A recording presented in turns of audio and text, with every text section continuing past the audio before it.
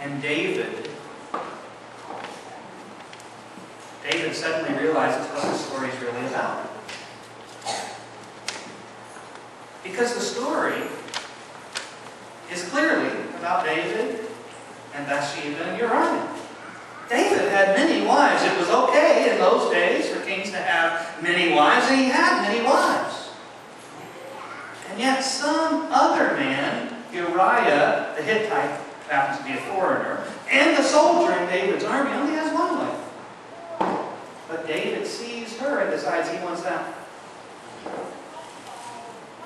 And because he has the power to do it, he takes that one wife. And in the process, well, accidents happen, right? He just planned a night of pleasure. He didn't plan to take her to be his wife. But she got pregnant. Now, anybody knows you have to have sex to get pregnant, right? And her husband was at the front, fighting. So David's like, oh, what can I do now? Now see, instead of noticing already that he had sinned and doing something to confess and make it right, David starts thinking, how can I cover it up? I know, I'll invite Uriah home for a leave, and while he's home, he'll lay with his wife, and then when she's pregnant, no one will think anything's wrong.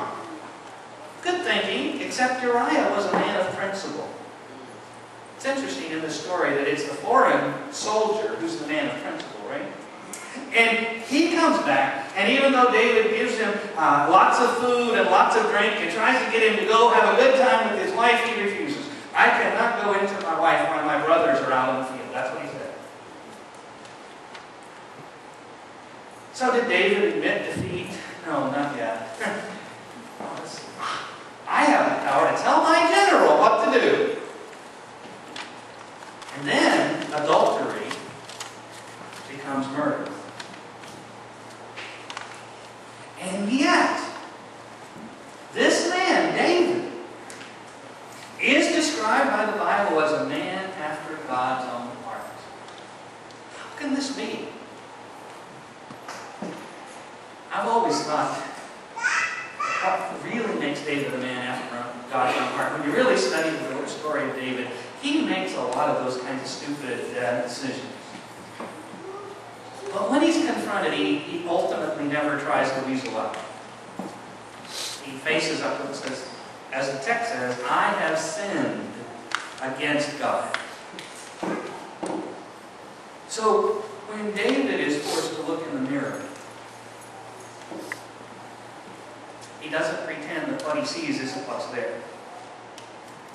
In the book of Romans, Paul says we see in a glass dimly. In other words, a mirror that doesn't show us real clearly now. And some of us are happy about that, aren't we? If we don't see too clearly who we are, we can pretend we're something else.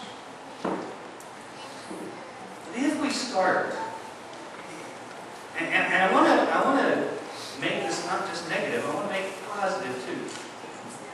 It's not only about starting to look at ourselves in terms of who may be guilty and who may be contributing negatively to the situation, but it's also a matter of looking positively in the mirror and saying, I can start with you. That is, the man in the mirror. I want to play a YouTube video of a song that was very popular a few years ago by a well-known figure named Michael Jackson.